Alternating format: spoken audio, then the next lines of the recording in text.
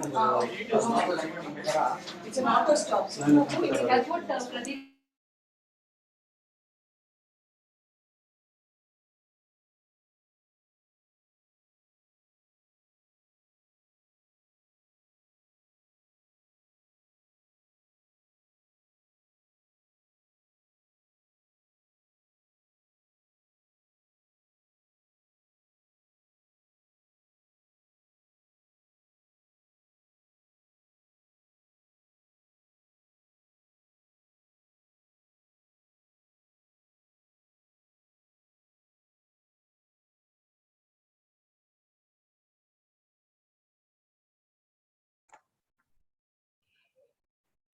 Hello,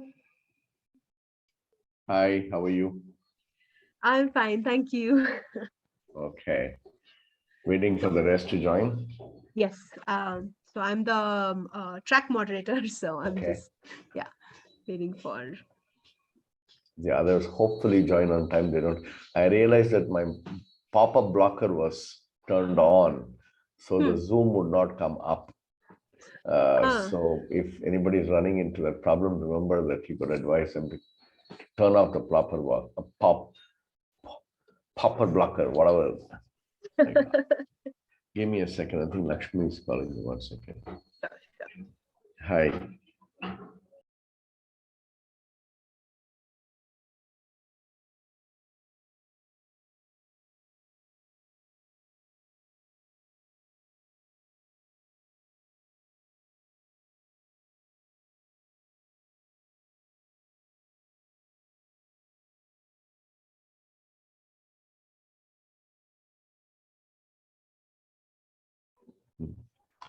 That was Lakshmi calling to tell me that they're still waiting. I didn't tell her that we're already on. Sure. So before we go live, where does the name Zyga come from? Zega, it means nothing. Okay. So I wanted a name that started with an S, with a Z. And these days, any name that you think of, you should be able to have a website with that, a URL. So if you can't, and every name in the English dictionary is taken. And therefore, I had to invent a name that could meet my criteria of finding at the bottom of the alphabet chain. I want something that was catchy, that was short, and that was easy to pronounce by anybody and everybody.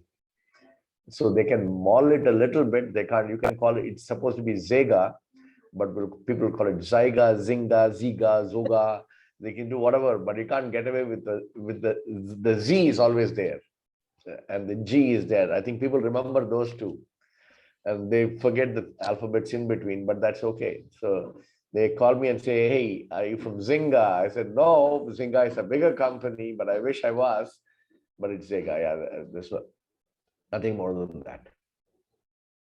You're into water conservation, No, or no. So there are two different things. Zega is a software company in the area of data management and data visualization. Mhm. Okay, it's got nothing to do with what I do. Uh, the outside of my work, I spend a lot of my time in community activism.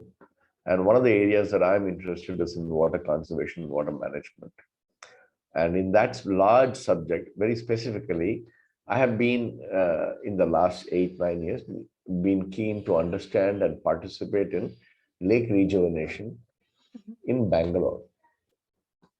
I live in Bangalore. So it's a city with a lot of lakes. I mean, I don't know where you live. Are you living in Bangalore as Bangalore, well? Bangalore as well. Yeah, Okay. and recently during the monsoons, where we lived became a lake. Not on purpose, but Where was this? this is near Hebal, this place called Tata Nagar. Okay. Okay. Yeah. So, and for not surprising reasons, I think we have very poor water flow management as well. Mm. So, I have been involved in trying to understand how the lakes in Bangalore were actually constructed initially and trying to see if we can restore them back to the shape that it was in. I think 1 second, Lakshmi calls me. Yeah. Yeah, Lakshmi, I'm on the session. With whom? Sandhya. Okay. Okay. Yeah. Okay. Okay. Okay. Okay. Yeah. Lakshmi, I think Tilottama, rather, she wants you to connect with Sandhya in the command center. Yeah, I'll just do that 1 second.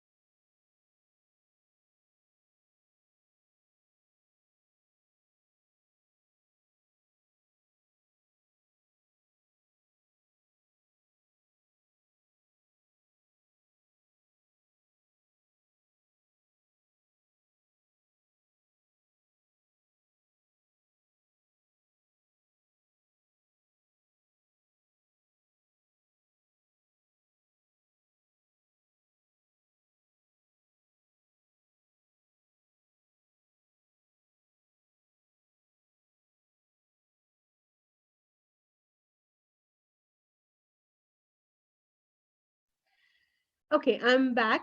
Oh no, somebody's calling me again.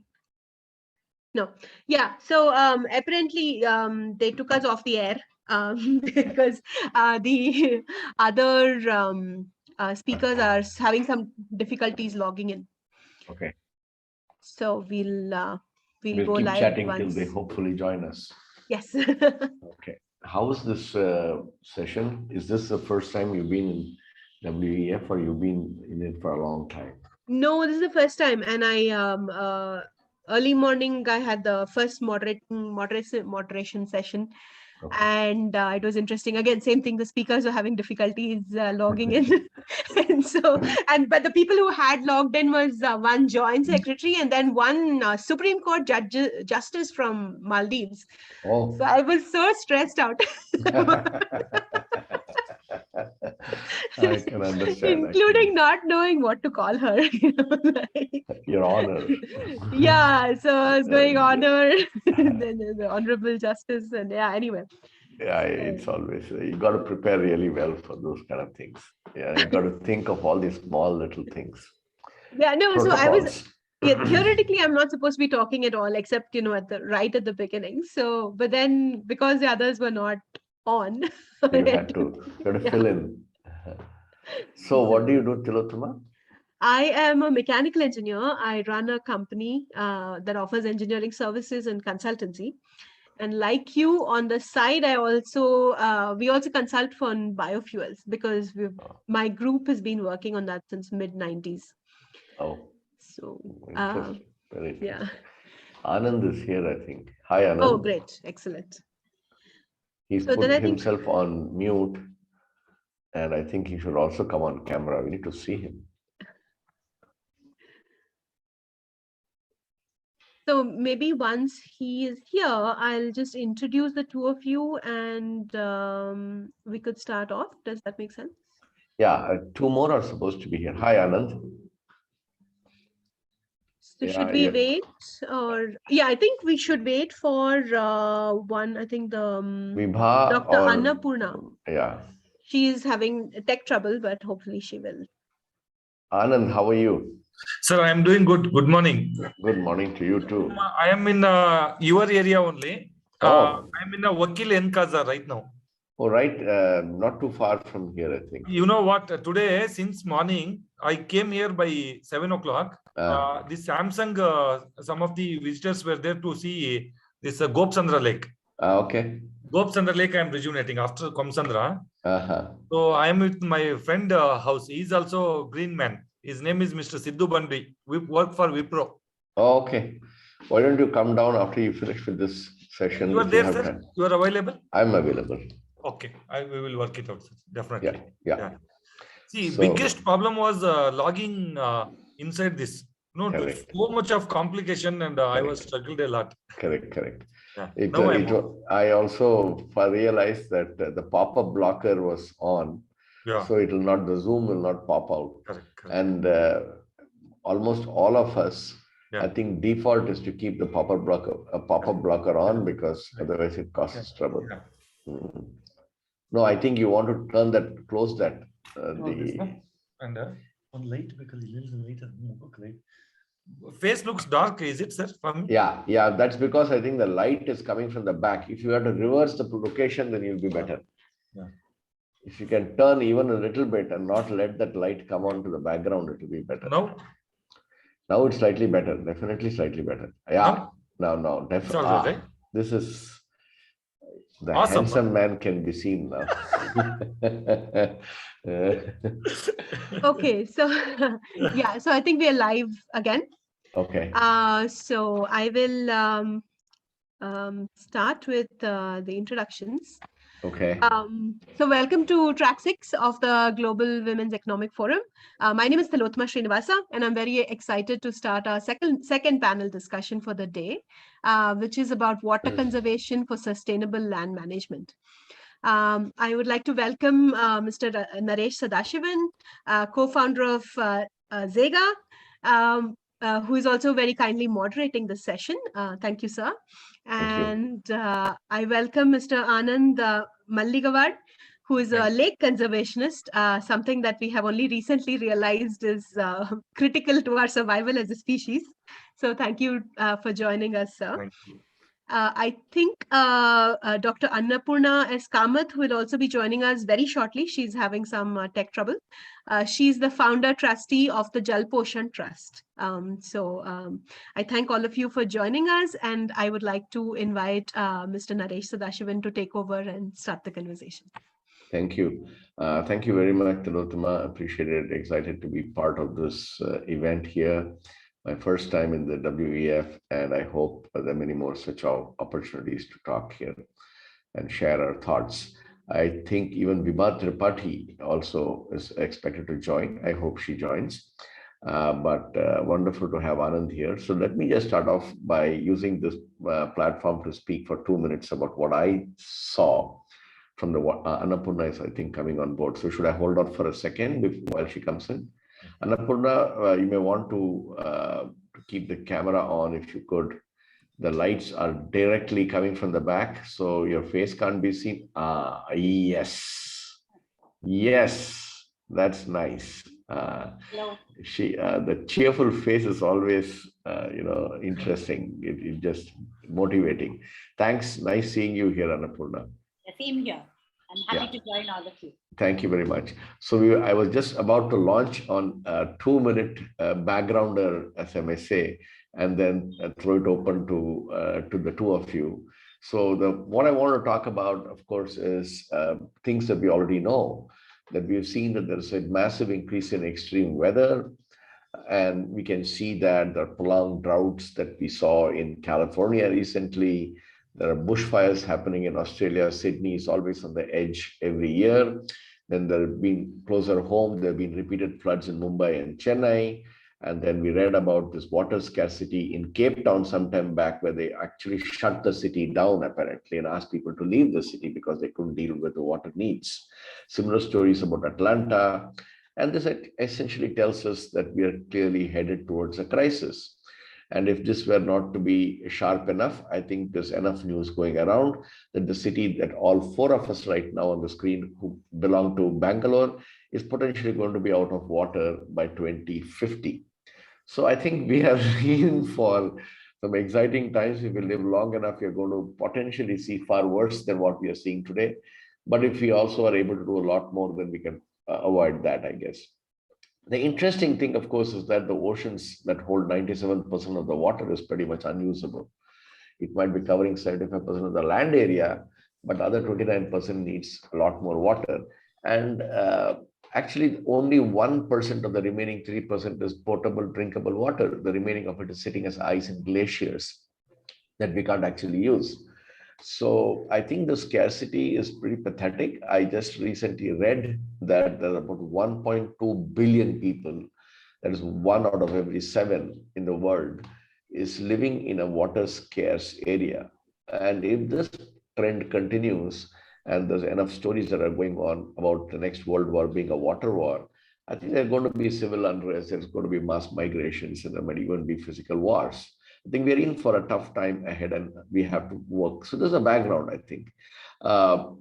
The problem is massive. I think we all recognize that central governments, state governments, local bodies, community members like you, me, and people in general have to collaborate to put systems and processes in place for water management, for efficient land use.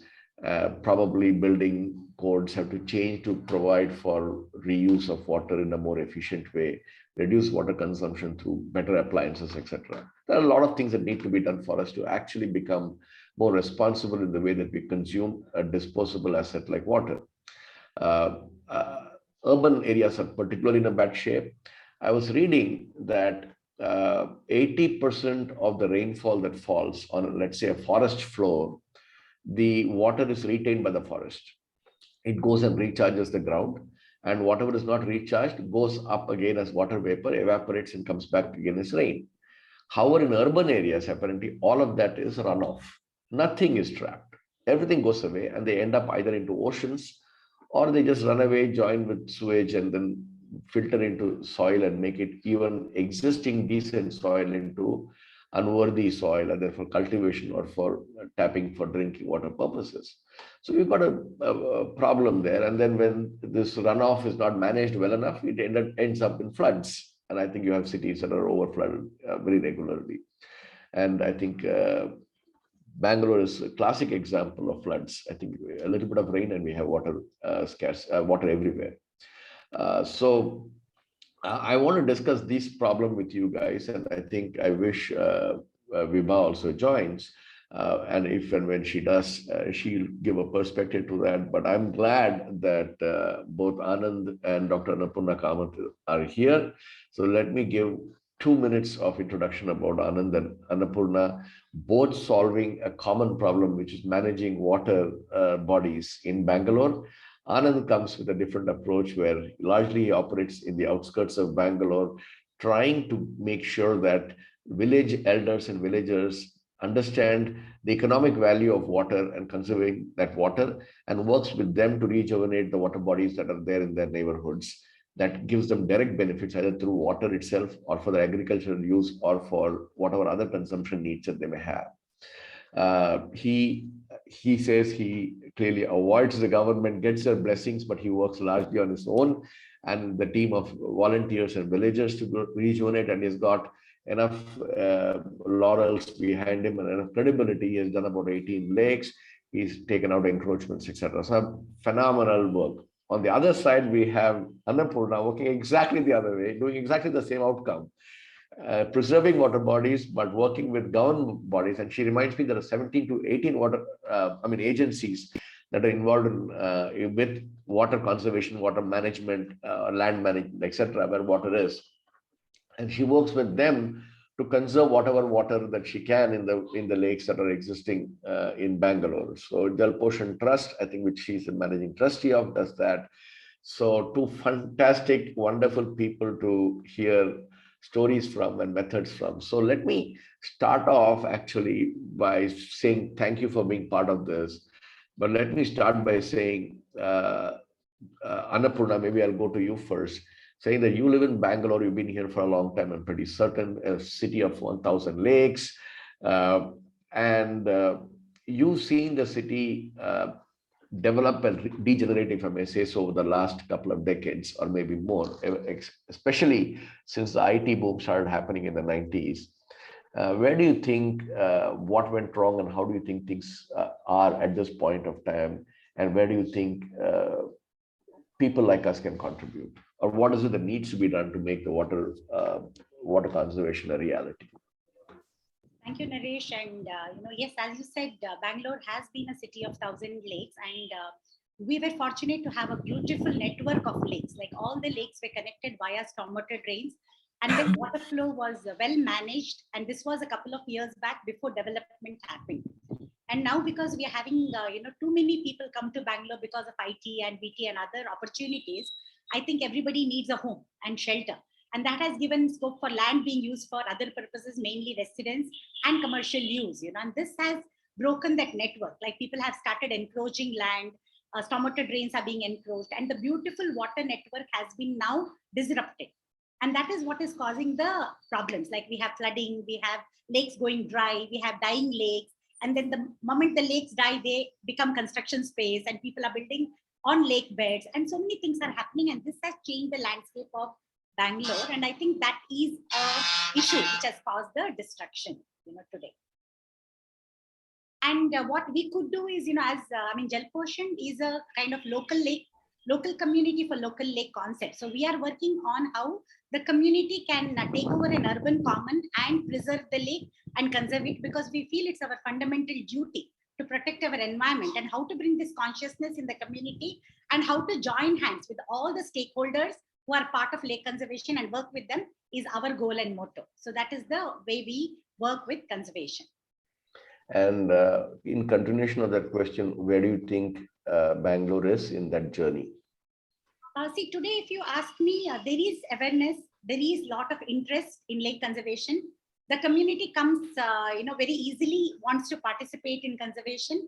And, there is a buy-in from the stakeholders, like even the government agencies are pro-citizen these days. They are open to working with the, citizens. So there is a kind of a, good kind of networking between various stakeholders, because everybody's realized that lakes are important. But the damage that has been done to undo it, it is going to take time. It is going to take a lot of policy changes. And I think it's a more integrated approach to how to undo what we have already done. So damage is done. So it is going to take a lot of effort and time to undo it. But I think the journey somewhere started. I look at it with a very positive lookout that at least people are coming together to make it happen. So that's the first step towards something positive, So that's where we are. But there's a lot more work to be done, because there are so many lakes lost. We only have about 200 living lakes today. So out of 1,000, we've lost everything. So we should not let these last few lakes die. And that is a big, big challenge and a goal for all the citizens of Bangalore, I would say. Interesting. And I think that gives a good segue, because I think most of the population in Bangalore is sitting within, let us say, 25-kilometer radius from the center of the city. If I were to say, let us say, the railway station as being the center of the city. And I'm talking Bangalore at this point of time, and I'm using Bangalore as an example because the problem of Bangalore is the problem of every city in India. Bangalore is particularly stressed because, in spite of having the benefit of a moderate weather where evaporation loss is least, and having the benefit of so many lakes, we have done a very poor job of conserving them. Other cities may have may not be as gifted as Bangalore is, but I think the problems are very similar. So when I'm talking Bangalore, I think it would apply to either Manipur, or it might apply to Uttarakhand, or it might apply to Gujarat, whatever states and the cities around there. I am also more specifically talking about urban areas, because the urban areas is more stressed than the rural areas in some sense. The population migrations that have happened to large cities are putting far more stress on water bodies, and therefore, like what you mentioned, water bodies are being converted into commercial complexes and residences. The silver lining, if I may say so, is that people like Anand are working on the peripheries of the city, which have still not got as densely populated as the city centers have got. And therefore, there is a slightly greater opportunity for him to preserve those lakes before further damage is done. Damages are being done every day, and I'm sure he's seeing it. So Anand, how do you see the same problem from your vantage point? So first of all, thank you so much, sir. So much of information you have gathered, and you are sharing with us, like percentage of the water and glacier, all those things. Thank you so much. And I can see one big environmentalist in you, sir. Thank you. And also, like for example, if you see, there are urban, semi-urban, and rural. These three type of lakes we are working. Urban lakes, if you see, most of them are in a frothing and a burning stage. Like it is beyond eutrophication, right? And most of them are encroached and highly polluted because of storm water and sewage water we connected. And also encroachments, you can't remove such situation. Crores together buildings they built in a, not even in the lake bed itself. Like for example, Majestic bus stand, which is a Dharmamudi lake, which is a 1,800 acres of lake. Today it is bus stand. You can't remove the encroachment. The moment you remove the encroachment, there is no replacement place. Hockey stadium, all those things. That is a urban lakes. And if you see semi-urban lakes, like a urban, about 80 to 100 lakes are there, which already BBMP, BDA, so many like corporates, they are working to bring back, and they are putting like a lot of effort. And semi-urban lake, me and Annapurna Madam lakes comes into semi-urban lake, where we have about 450 lakes in and around Bangalore, which are semi-urban lakes in a second category, like a green belt area we call. Like in this, see, these are already dead they are in the ICU stage. But semi-urban lakes are going to be next, dead lakes within 5-10 years. It is the right time to touch them, change them. Like what Madam said, like we should undo it. Whatever small damages happen. And it is easy to clear the encroachment, because just people build small hutments and just they are doing agriculture and other stuff. It is very right time to remove the encroachment. And also slowly all these lake views, all apartments, lake view, villa ments and all coming there, and they started slowly releasing the treated water, or maybe without treating water. And some of the villages also they started releasing sewage water because of concretization of all the villages roads. Earlier in village roads, water used to percolate day to day, every day in the land. Now, because of they did a drainage system and all, there is no end-to-end solution. Like from home to treatment, it is not there. Just in front of village, whatever lake is there, they connect it. So it's a right time to protect those lakes and see that we rejuvenate properly and bring it back to the proper stage. Right, that is one. And if you go to complete rural lakes, they are equally damaged because of a lot of using fertilizers, pesticides, and so much of cultivation, and doing a different pattern of cultivation, and a lot of biomass is joining to lake and increasing the nutrients. Equally they're damaged. So like this, all these three areas we are trying to work and see that, like, we don't want to do modification, beautification of these structures, and we don't want to make it a refreshment centers.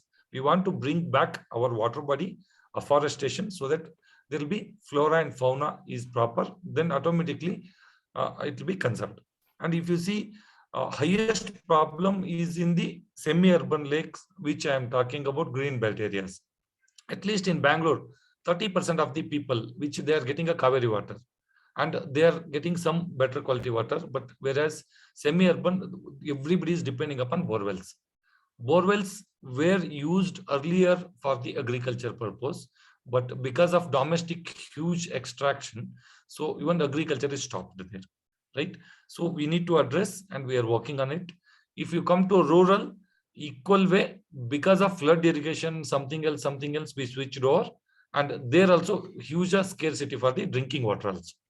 So we are trying to bring back. There are two type of dead lakes. One is without water also dead lake, with eutrophication level also dead lake. We should moderate it. Like urban, rural lakes, if you see, most of the drainage channels input, all those topography, they have been altered, and see that entire silt, everything come to the lakes, and they are become a common playgrounds. So we are desilting it. We are trying to create a more water holding capacity. Whatever sewage is coming, we are trying to create natural sewage treatment system so that lake will sustain. This is the thing we are working. Beautiful. I mean, you gave in, I think, in 4 to 5 minutes, a wonderful perspective of the problem, and I think it's really illuminating to understand how the classification is done and the problems for each, the urban problem, the semi-rural, semi-urban, and the rural problem. And I did not realize though that Jakur is a semi-urban area. Yes, semi-urban. So I assumed it was more urban than semi-urban. But Annapurna, I think when you're talking about water conservation, I think on one side, of course, Anand talks about how villages have been altered by excessive concretization that does not allow water to percolate, and there are no clear pathways for the water to exit and enter the ground, and consequently they enter a lake and destroying the lake. But what exactly are the ways in which you are trying to make sure that such things don't happen in, let's say, the lakes that you are managing? If Jakur is an example, how do you manage to make sure that Jakur Lake stays pristine? Because the pressures from lands and buildings around is tremendous, and government is very lax. We know that the municipal government is not regulating as much as it should. It should not penalize people who are flouting rules. It does not incentivize people to behave in a fashion that is more responsible. How do you manage to deal with that situation? How do you keep that lake going the way it is? Yeah, so Naresh, as Anand said, ours is a peri-urban lake. Like now it comes under the BBMP ambit, but it was the 110 villages that was added to the Bangalore municipality. So here we have a village on 3 sides, and one side is kind of urbanizing now, like apartments and everything else coming. But what happened for us was the timing in which the citizen group entered for conservation. So we were there much ahead of development. So when we started the conservation effort, it was still a village limit and apartments were just about coming. So we had this control over them not letting in any treated water or even their sewage and everything else. So, every time there was something, there was a vigilant citizen group which would report back to the BBMP. And like I said, we also have this advantage of having a very good set of government agencies in that part of Bangalore. We have had always a very good experience of working with governing agencies. So whether it's BWSSB or whether it is any other agency, they do respond to us over phone, and we get immediate action taken. So we are able to report any kind of deviations, like any sewage entry or any buffer zone violations to the zonal engineers and get action done. So that's how it is working. And because we were there much ahead of things happening, so we didn't have any damage done. So we have 0 encroachments at Jakur. That is one advantage we have. And any new encroachment, we'll make sure that they would never tamper the fence and come in and do any kind of miscreant activities. So that's one advantage of having a vigilant citizen group. And the second advantage, like I said, if you have a good rapport with all the government agency, and if the citizen group becomes a nodal point where you communicate at the right time and get right action done before the damage is done, I think you have control over these issues, which are major issues at every lake in Bangalore. So this is the one, and we have good political support also. Our MLA and corporator were both very supportive to the citizen initiative and participation in conservation. So any issue at their level also was resolved through their right intervention. So we had the advantage of everybody coming together, the fishermen, everything. So we have a first responder. The fishermen are always responding to any kind of these issues immediately. So they bring to our notice whenever they see any kind of encroachments or anything happen. So every stakeholder is, doing their duty best, I would say. That's how it is working. Wonderful. I think the takeaway for me and people who might be watching this video now or later is that As a citizen, there's an opportunity for us to make a difference. And there's an opportunity for us to push the government to take their responsibility seriously, number one, and constantly goad them into doing the right things, whether it is about stopping sewage from entering water bodies or from encroachments coming in. And number two, for us to be the early warning system for the government, because we are the people with the feet on the ground, for us to be able to collaborate and cooperate with the government, constantly telling them what things are going wrong and what things needs to be done. I think we can be the eyes and ears, and we can be the influencers in government policies and government action. I think what I hear from two of you when I hear this, what I completely believe is that this sense of despondency that people have, that, hey, the government does not do it, and therefore we can't do anything, is not necessarily true. If we have sufficient number of people pushing the case, governments do listen. Some governments may listen quickly, some may listen slowly, but there's an opportunity for us to make that difference and let them behave in the right way. Let me take this conversation slightly differently, and especially in the context of what you mentioned. Today, I think both of you are involved with making sure the water bodies are secure. But it is like, protecting your borders. The real thing is that how can war not happen is the other part of it, which typically in a peacetime in the world, a foreign affairs ministry will basically go and collaborate with countries around with whom they are either inimical or very friendly, and make sure that the inimical countries are taken care of and friendly countries are kept together. In the same way, I see the enemies, as I see in this particular context, are the way sewage is disposed of, is the way building codes are bent to allow for, let us say, more buildings than should be allowed, those kind of things. Or let us say, like what Anand said, concreting the roads, believing that it is giving villagers a nice pathway, but consequently destroying what they actually lived in. So how, and do you see a space for us, for you in particular, let's say Annapurna and Anand, to actually go and tell the government, don't build villages like this, don't build cities this way, enhance your building code? Do you think it's an opportunity for us? Can I go to Anand first and then to Annapurna after that? Yes, sir. One more thing, like definitely one point of side, it is a hygiene, right? Like there is no mosquito breeding, and they also live very happily. Like city, urban people, we want good roads, good infrastructure, everything that is helping them. There is no doubt about it. But end-to-end solution, they have to do it. Like for example, concretizing is good. There is no doubt, but there has to be percolation ponds. There has to be rainwater harvesting. There has to be a lake. Before getting into lake, it has to be have some sewage treatment system, right? That is required here.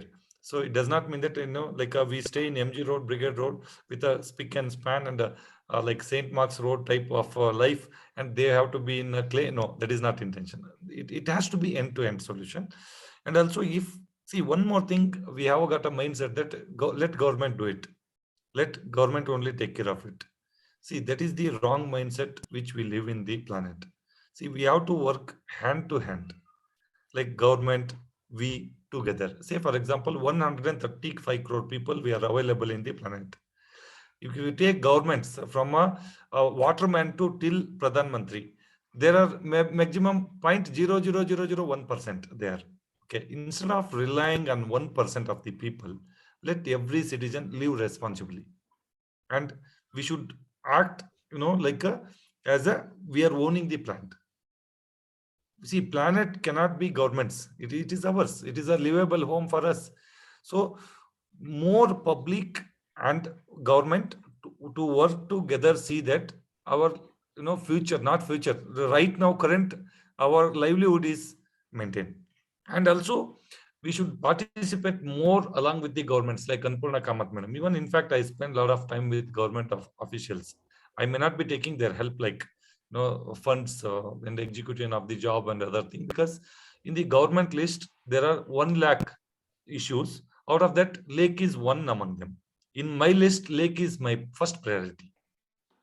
lake is my prime responsibility. Like that, lot of conservationists, lot of passionates with a different areas. If we start working towards the betterment of the society and betterment of the planet, together we can change the thing. And one more thing is, as madam said and you said, policy. In policy, we have to bring in lot of practical solutions, right? And virtual solutions. Instead of, see, there are a lot of institutions, they talk about theory and other things, which is also important. When we are continuously implementing, like madam, you and me, we are working on a lot of lakes, water bodies, afforestation, and rainwater harvesting, like construction of the layouts, buildings and all. We see a lot of things which we will have to educate like a bureaucrats and other people, that these are all the policies can be adopted. So if you compare to last 5-7 years, but as madam said, these bureaucrats and all politicians they are also getting nurtured. And maybe it is because of, they seen a lot of issues virtually. They realized they are trying to cooperate. They are trying to help. See, in fact, a lot of BBMP officials, they are in touch with me. There are a lot of principal secretaries level, they are in touch with me. They are asking a lot of suggestions. They are accepting it because of a lot of procedures and protocols inside the government, or set of procedure inside the government. It is taking some time for them to act and implement it. Right? Say, for example, one model lake they have done, Jakkur. Jakkur is the best lake in the country today. They issued the water award for that lake. It is not only just technicality, it is not only investing governments on it. It is also great community participation. How, community, governments, and, like environmentalists all work together for betterment of the future generation, right? So it is picking up and needs more attention from the bureaucrats and as well as politicians, that they should work more on environmental cause, right? Like economy, it is a reflection of environment in the mirror, I can say. Like what we talk economy, it is a reflection in the mirror, right? One side you have a destruction, like a lot of flooding, and another side is you have a drought. So if we balance. If we go against nature and start working on it, that economy will not be stable. We were 7.2 earlier. Now we fall down to less than 2. See, this magic happened. We were 7.2 GDP. Correct. Now we are fall down less than 2. It may be because of corona, floodings, or something else. See, nature will restore its own. So we should not give it in nature's hand. We should act responsible and see that before nature takes wrong decision or trying to take its own path, we should be cautious. So that is what I'm trying to tell, and trying to influence all our people, that it's all possible with every individuals, and let's all work for betterment of the parliament, not only blame the government and not only rely on the government. Yeah, Annapurna, how do you see us influencing the government to take more responsibility, both in terms of policy as well as implementation? Yes, so, here mainly I feel it is citizen awareness, who live in and around the lake. See, because first of all, sewage and garbage is generated by citizens. It's not generated by the government, for sure. So, once they are aware, and even if it's encroachment or buffer zone violations, it's done by a citizen. So if the citizen became aware as to what is the significance of a lake, when you misuse the lake land around it, what happens? Like this year was a very good example for people to see flooding. They saw buildings submerged and all that. And now they know it was their own mistake which has led to it. When you obstruct a waterway, the water doesn't have any other go, and it has to come and damage your spaces, So, but if you had left the waterway, it would never interfere with your space or your, living. So I think the lesson has been very loud and clear this year because of rains. Do not obstruct my way. So nature is saying, do not come in my way and I won't come in your way. I think we've got the lesson very clearly. We need to understand from that. And I think even the government has got the message loud and clear this time, because they saw a lot of apartments, flooded, even institutions flooded. So they have understood that there is a problem. Now all of us need to sit together and work on it. Like everybody should know my sewage should go in the right place. My garbage should go in the right place. And I should not encroach. So if I'm living in and around a lake, or I'm buying a property because I get a lake view, I also have a responsibility coming with it. I need to know that these are my responsibility because I'm living in and around a lake. I think the citizen awareness and then the government licensing to get them to act. Like this year, we did speak to the Stormwater Drain Department and Lakes Division, and we called them to come and have a relook at all the network of lakes to see why this flooding happened and how we can avoid it in future, whenever there's rains like this. So I think every situation we face, we have to have a learning from it, a introspective, kind of an understanding as to where things are going wrong, what is the citizen responsibility and what is the government responsibility, and work together to resolve such issues. And then, there are no enemies, because I think we are our own enemy here. Each of us are responsible for what has happened to the lakes of Bengaluru today. So we cannot pass on the blame to anybody else. That's my feeling. And that's why we feel the community should take responsibility and work with their lakes. That's the thing I think. I mean, that's our kind of a take on it. Fair enough. No, in continuation of that point, I think there are, if I take Bangalore as one example, and I think this example is applicable to every city, we do a very poor job of garbage disposal, right? So, therefore the garbage ends up in places where it should not. Either it goes into somebody else's property or into common areas or into lakes and these kind of areas. Going back, it is the garbage is not disposed well because garbage is not segregated. There's no allocated space for doing different things with different kinds of garbages, like where recycling plants are required. If it has a capacity to recycle 1,000 tons in a month, it gets maybe 50,000 tons a month. It just overloaded by. So therefore, if there is a garbage disposal for waste, then if the waste we are generating 5,000 tons of waste in a month, in a day, I think we suddenly find that we have only space for 1,000 tons. So my question is, therefore, is there a way for citizens to work with the government to actually engage in each? See, the lake is a water body that you're managing because you want the water to be available to the people in a way that it should be available, in a portable way, either for agriculture or for drinking purposes or for whatever other uses. You want it to be safe. But that water body cannot be safe if other things that actually influence the water body to be faulty are not taken care of. If, for example, we discussed this, the 30-meter buffer zone in cities are broken, right? Or somebody who's supposed to build a 3-storied home is building a 5-story home. How do we as citizens help the governments in figuring out a way to solve some of these problems? Let us take garbage as one example, because that garbage, if we don't help solve the problem, will eventually enter, if not the lake that I'm managing, it will enter the lake you are managing. It will find some place somewhere, right? How do we while I do agree philosophically that it is citizens who are solving problems, it is also citizens who are causing the problem. I agree with you, Annapurna. But that is, while it is right to say that, the implementation of that requires government intervention in most cases through policies and through implementation, right? How do we get more actively participative in making that possible? That is question number one I have. And I also have a follow-up question. In the interest of time, I'll put that question also. And I want to ask each of both Anand and you to talk. Anand first there is, I want you to tell me about one lake that you rejuvenated in a very simple fashion so that people can take away from there and say, how can I do it in my area without putting millions of dollars into play, or without having governments to invest huge amounts of time in getting something going. I'll get to this second part, but first help me with how can we get policies and implementation involvement in a far more real sense. How can I walk up and get something done? Who wants to go first on this? Anand, Annapurna, would you like to go first? Or? Yeah. See, basically, like there are two aspects in it.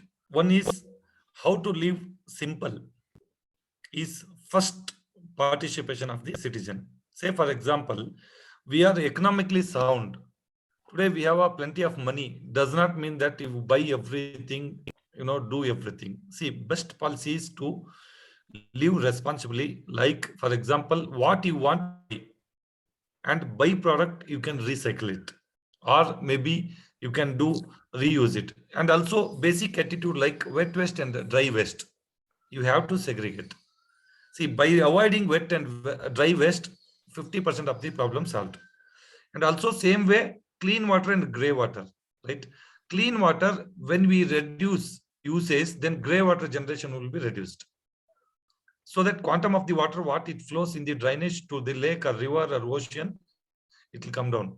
So that extraction of the water, say for example, in Bangalore, about 96, I seen, like every home had a well. And there was an effort to, extract the water physically. So we used to use very less. But now press a button and sensors, automatically they start and they run. And we don't put effort to get a better water.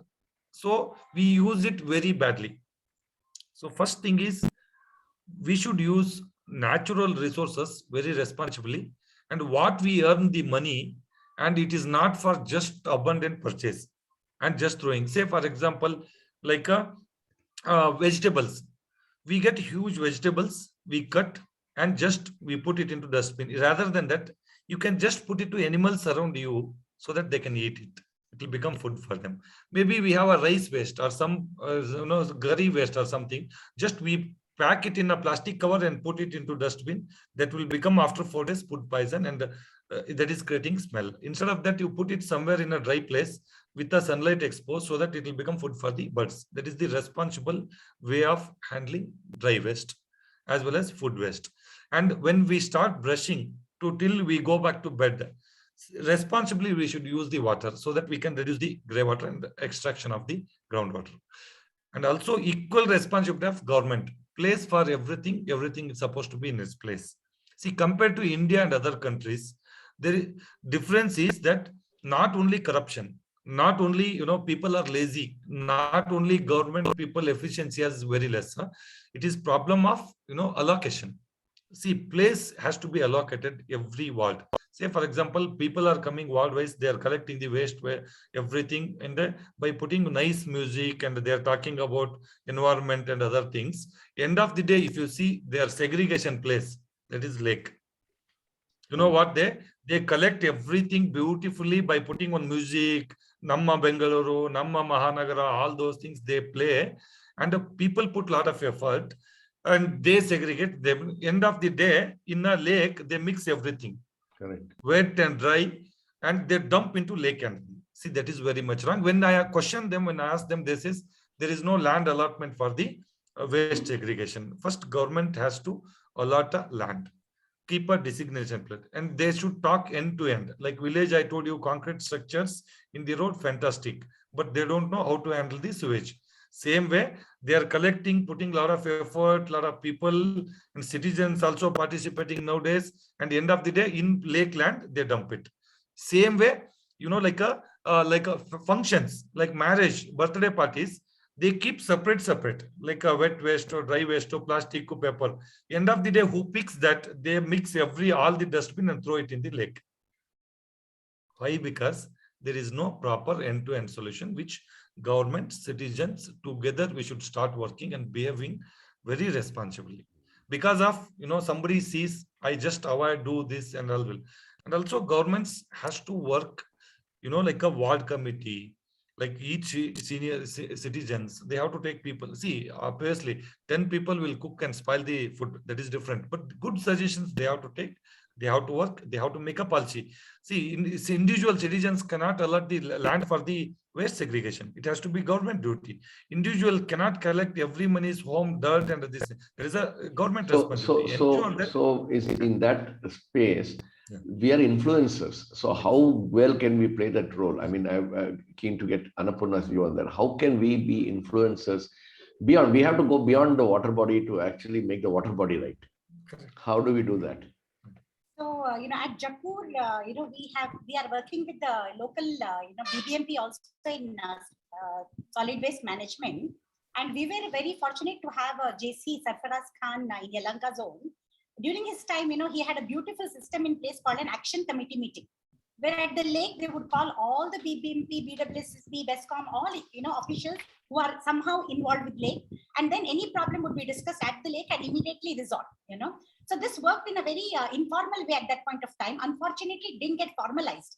But anything like this would be a very beautiful system, because you have all the required people at that point of time available there. Immediately problems can be addressed and resolved, and it was happening.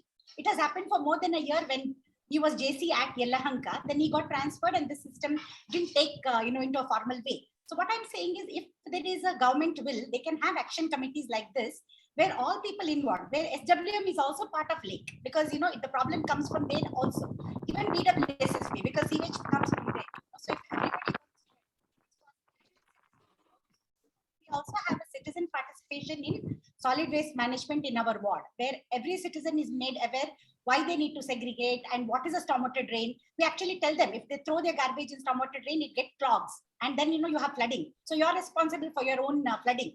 So awareness creation, working with the educational institutions. So this is very important. And at the lake, we have a program only for educating the lake users and the community in and around. So, and we are associated with every educational institution in the 10-kilometer radius. So we have a program called Nature's Gurukul, where we have registered all these educational institutions, and we have volunteers coming from there and working at the lake. So everybody gets the message clear, key lake is not just a lake. There's a lot more to it. And if you want to conserve a lake, there's a lot more you have to do than just coming to the lake and working with the lake. And this bigger picture or the macro scene is very important for the community to understand, because even today there were so many people who said, oh, stormwater drain carries water to a lake. We thought it was a nala, a drain to be dumped into, where we can dump our sewage and garbage and nobody cares about it. So a lot of people don't even know the purposes of the various components, and this is very important. Educating the community as to what is a lake and giving them the macro picture and where their actions can destroy the lake. This is very important, because then they become aware and then they want to not be the part of the problem. They would like to be part of the solution. That's what. Beautiful. I think wonderful perspective about how we can collaborate with both other citizens as well as with the government agencies. I wish that the Sarfaraz Khan experience that you're talking about can be institutionalized, and we can get the government to actually make that as the method of communicating with everybody and solving problems around water bodies especially. And I think it's not just a water body, it's about solid waste management, it's about transportation, road works, whatever it is. There has to be much greater collaborative effort from all the agencies with the citizens to get things done. I think that's the way forward as I see it. So we have about 8 minutes left before the session is over. So if I can ask Anand and then you to explain exactly what you did in terms of rejuvenating a lake. But we've got to be very brief, because I want 4 minutes from each of you, because both of you got immense experience. But I want to just provide a 4-minute window into that experience. So you can take any one lake and talk about it. Maybe who wants to go first? Anand, will you go first? Yes. And then we can close it with Annapurna after that. But keep it to 4 minutes, no more. Yeah. See, lake restoration, what I do is, it is a completely customized. It is not a just copy paste, and it cannot be generic. Based on the soil, topography, catchment, and based on the shape of the lake, and last 50 years, what sector it is gone, what will be expected growth. Based on that, we have to rejuvenate the lake. One, and we should not do it for a beautification or something like unecological way. We should restore the lakes in an ecological way. From, say, for example, soil as a topsoil. Then topsoil to create, it will take 10 to 20 years. Just irresponsibly you desilt and just shifting it, it's not good. So we should respect every effort of the nature to build certain resources. And also we should not use any foreign particles inside the lake. Whatever available in the lake, that only we should, in terms of soil, flora, fauna, whatever is there. And also, and including cladding and all that you're talking about. Everything. And we should restore it as ancestor style, as ecological way, and we should not bring in more things into it. And also lake water body should not be reduced. Correct. Because of so many things, we should not reduce, we should increase water body, in fact, right? And also we should rejuvenate in such a way that ecologically it means water body, afforestation, wildlife, right? Everything. For example, if you see in my lake, you will not find any stone pitching, you will not find any concrete structure, you will not find any steel, and you will not find any plants which you cut and maintain, and no modern grasses and all. It's all with the native species of fruits, medicinal plants, as well as big flowering trees, where one seed germinate here, it should become tree. And lakes are highest carbon sinker. They produce a lot of oxygen. So it also help in climate change. It also help in reducing the temperature of 2 degrees, right? So this is how we work, and we do not bring any foreign particles or any too much of modern design. We do it ancient way, so that best quality water, best quality aquatic life, flora and fauna in the place. And we try to catch entire water from the catchment. And there are two, one is gray, one is rainwater. So we segregate 85% of the rainwater catchment separately, so that it's stored in a separate, and the sewage will be brought in a particular points where we naturally treat it, like how rivers and other things treat themselves. Like like airport concept. In the entry security itself, you will have to lock everything. In the hangar and all, you can't search people what you are having a lighter or other thing. Same way, I trap plastic, thermocol, PET bottles. I trap silt. I trap nutrients like NPK and other things, and we get proper culture that water. That water can be used for afforestation, watering purpose, so that rainwater will be for aquifer recharger and evaporation and creating a microclimate. This is the concept which worked with me and trying to practice. And I am working on my lake betterment. See, I am not the learned person, and I am not an environmentalist. I am a mechanical engineer learning right now. So whatever I am learning from each lake, surrounding citizens, community and all, trying to make each better lake. So so far I have did 18 lakes in a same concept. Fantastic. I think Anand, I understand the humility, appreciate it.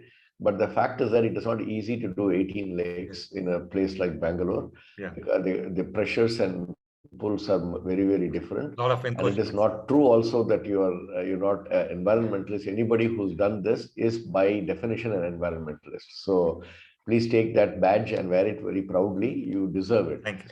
And I think as people, we are all individually small and little knowledgeable, but collectively, I think there's a wealth of knowledge that we can share and utilize.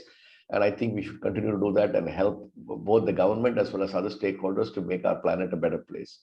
Over to Annapurna, and maybe she can give us about her path and journey to get Jakkur, because I want both these experiences as what I would call as to be filed away for people to view, and tomorrow anybody who's interested should be able to go back here and say, oh, these are the people, these are methods, there's a way out.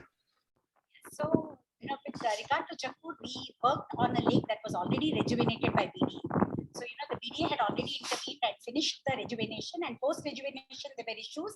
And that's where we as a citizen group joined with the governing agencies to conserve the lake. So here what are the advantages is we have an integrated urban water management system. So the domestic upstream waste is being treated and used for an ecological cause. So what I'm trying to say is a city, if they plan well, they can use their sewage water for ecological services, but they have to make sure that it works 100% and it works 24/7 and no sewage entry happens into the lake. Fortunately, in Jakkur, it has been working for the past 10 years successfully. The STP works really well, and it is a classic example of a functional STP, and a lot of people come to, see that as an option for their bigger cities like Delhi and other cities also, The second is we have a constructed wetland. So it's a natural filter which is filtering. So that also is a successful model and it is working. So all our sewage that is entering into the lake, like Anand said, it comes from one point and enters the wetland and gets further treated and then only enters the main lake water body. The third is, we also have focused a lot on biodiversity. I would say we are top 5 biodiversity hotspot in Bengaluru as per the various surveys done.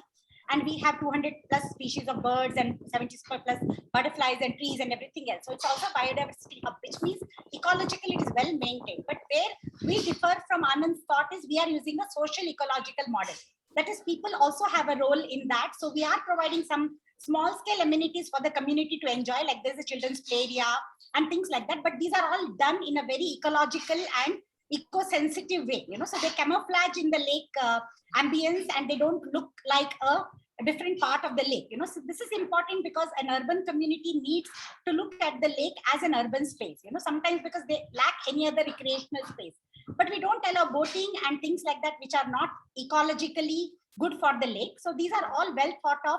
We take scientific inputs from all the different advisors that we have, and then only we go ahead with these kind of projects, So though sometimes we may have to balance it, like we have a community zone and a conservation zone, So the conservation zone is only for the lake dwellers, the birds, reptiles, whereas community zone is for the people. So this kind of small initiatives make a difference when you work with already pre-existing rejuvenated lake. So ours is a little different model from what Anand has done, but it has worked for us, and we do help other citizen groups also to kind of do the same with their lakes. Fantastic. I think Jakkur is, like you said, really a hotspot in terms of biodiversity. The amount of birds that have come to nest there, the number of trees that you guys grown, and the water body itself is a fantastic example of citizen government collaboration and the responsible way in which you maintain. Yes, I think you guys differ from Anand in that you're sitting in the thick of a city with a large burgeoning population with children who have nowhere to go, and they have to be provided places where they can interact with the nature in a more responsible way. At the same time, provide the basic fundamental amenities required to make that experience enjoyable and worthwhile. So I agree that this is a conflict that everybody is always looking at. Like, I think your problem is a microcosm of the larger problem. Should I build a stadium or should I